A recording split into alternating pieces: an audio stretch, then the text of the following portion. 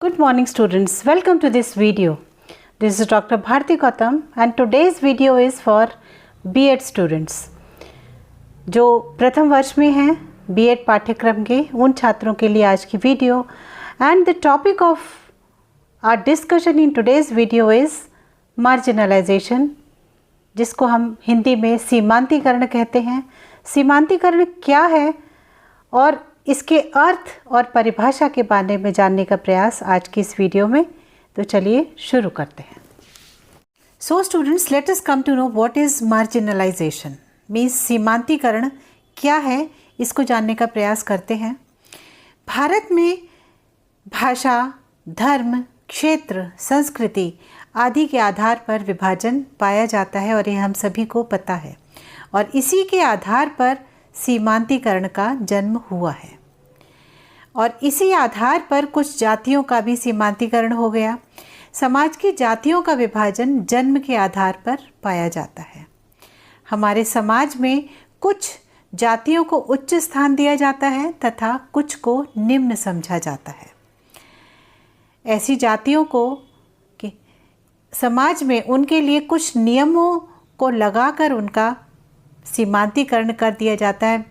समाज के ये वर्ग विभिन्न सुविधाओं से वंचित रह जाते हैं और इन्हें सीमांत वर्ग की संज्ञा दी जाती है.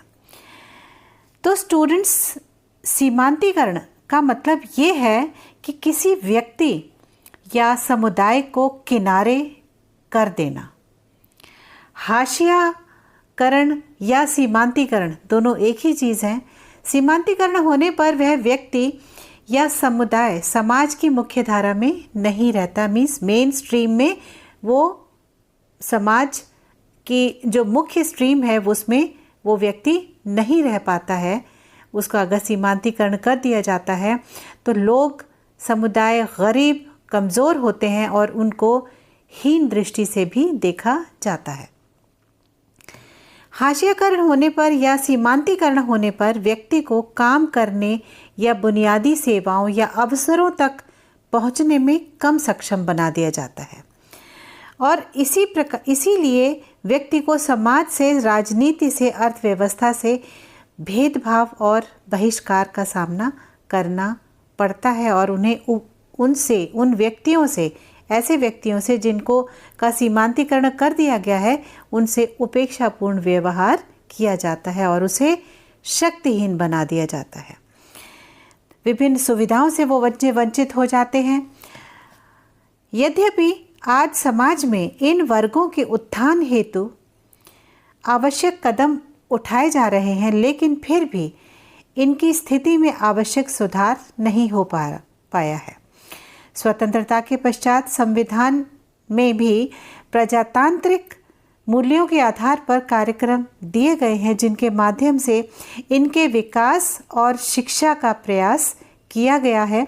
सीमांतीकरण से तात्पर्य प्रायः समाज विशेष का उनकी जाति, भाषा, धर्म, लिंग और क्षेत्र के आधार पर कुछ प्रतिबंध स्थापित कर दिए जाते हैं और इस सीमांतीकरण के द्वारा ही समाज में कुछ नियमों के द्वारा स्वतंत्र और पृथक अस्तित्व पाया जाता है. मीन्स मार्जिनलाइजेशन के द्वारा इनको पृथक कर दिया जाता है, ऐसे व्यक्तियों को, और इनसे सारी ऐसी उनकी अधिकार छीन लिए जाते हैं जिससे कि वो अपने आप, उनका अस्तित्वहीन अपने आप को महसूस करते हैं.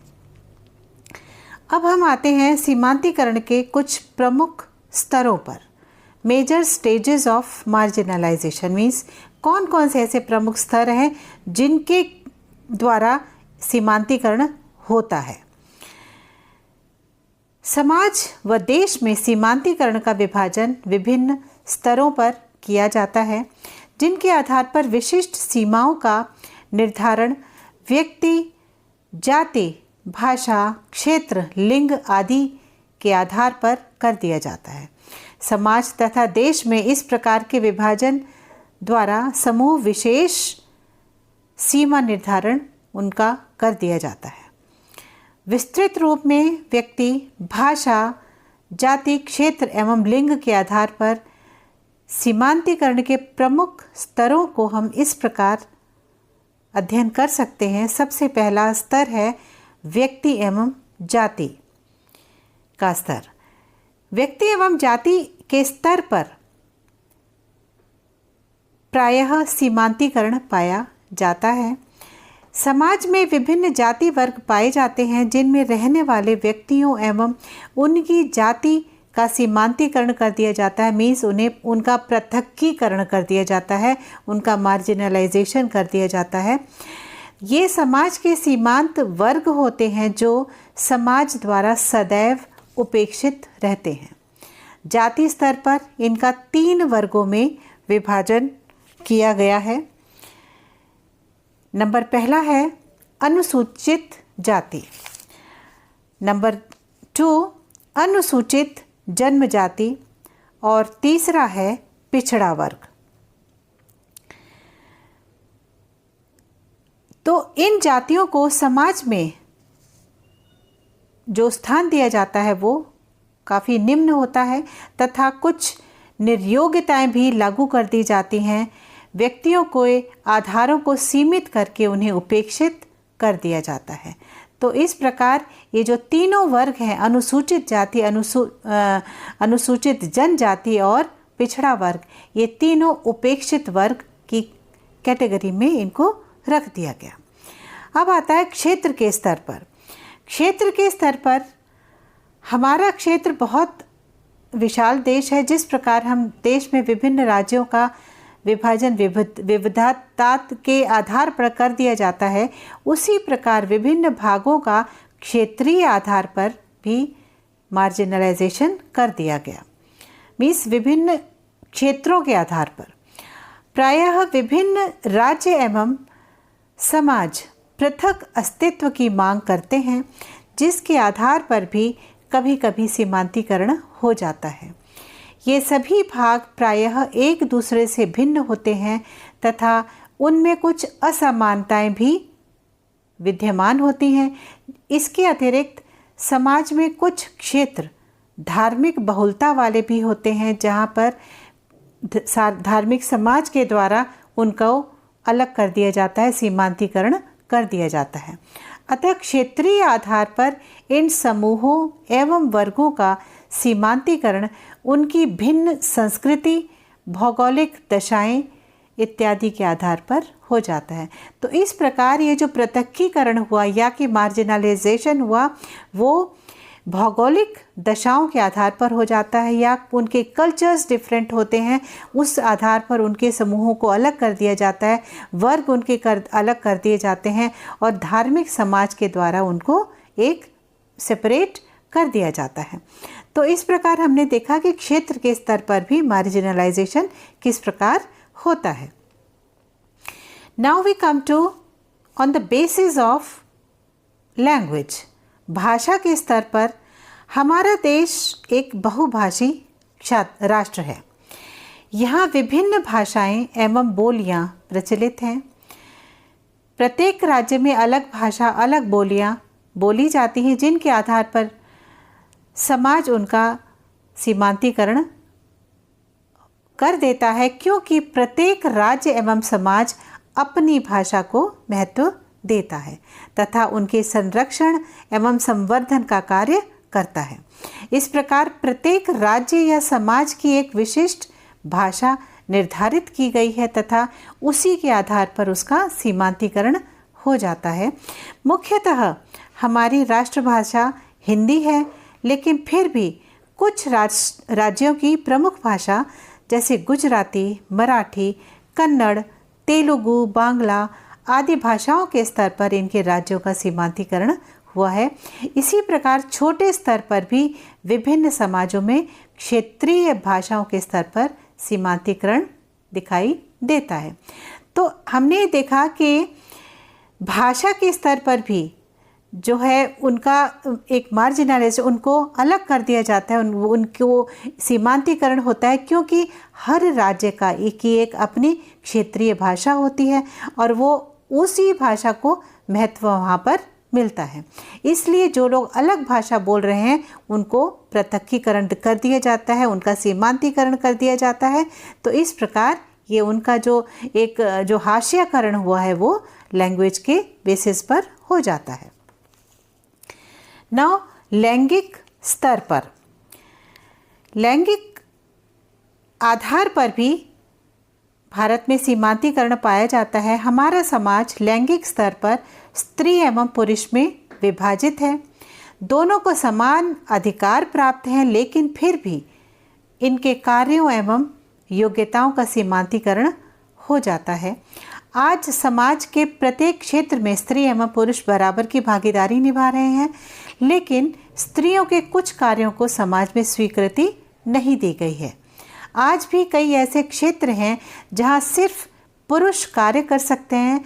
स्त्रियों की क्रियाओं को कुछ क्षेत्रों तक ही सीमित करके उनके कार्यों का सीमांतीकरण कर दिया जाता है। मीन्स आज भी बेशक बहुत एडवांसमेंट हो गया है, बहुत उनको एम्पावरमेंट मिल गई है स्त्रियों को, लेकिन फिर भी कुछ क्षेत्र अभी भी ऐसे हैं जो कि स्त्रियों से छीन लिए गए हैं, उन पे उनका एंट्री नहीं है, और जहाँ पर सिर्फ और सिर्फ पुरुष कार्य कर सकते हैं, यहाँ पर स्त्री और पुरुष की बराबरी एक स्टेप पर हो जाती है। और यहाँ उसमें स्त्री और पुरुष में ये माना जाता है कि स्त्री हमेशा एक डेलिकेट वाले एंगल से देखी जाती है और पुरुषों को ही वही कार्य दिए जाते हैं जो कि थोड़े जिसमें बहुत वही कार्य कर सकते हैं और स्त्रियां नहीं कर सकती हैं।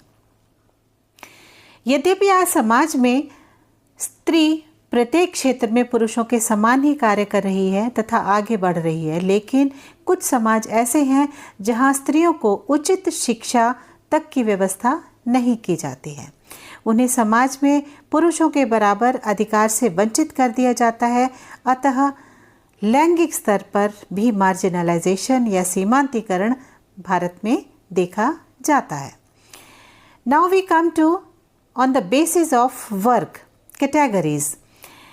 हमारे भारतीय समाज में प्रायः विभिन्न प्रकार के वर्ग पाए जाते हैं, जैसे मजदूर वर्ग, कृषक वर्ग, औद्योगिक वर्ग, पूंजीपति वर्ग, कर्मचारी वर्ग इत्यादि।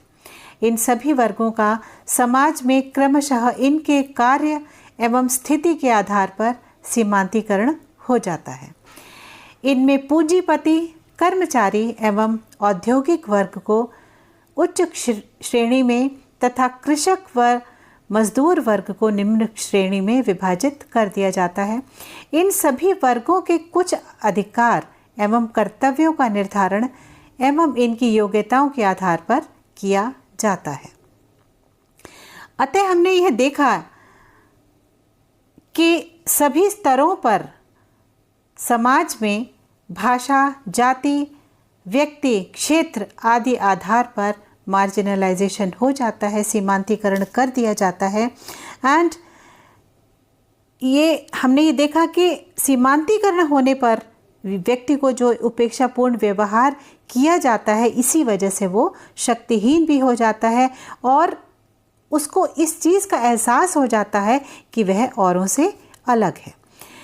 और सीमांतीकरण होने पर एक व्यक्ति को इस बात की भी फीलिंग रहती है कि उसकी कही बात, उसके एहसास, उसकी सोच और उसका व्यवहार सही नहीं है या औरों को पसंद नहीं है।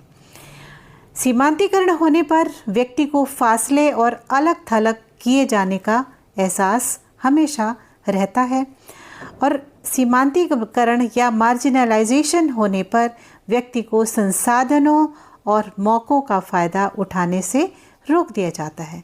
तो आज की इस वीडियो में स्टूडेंट्स बस इतना ही।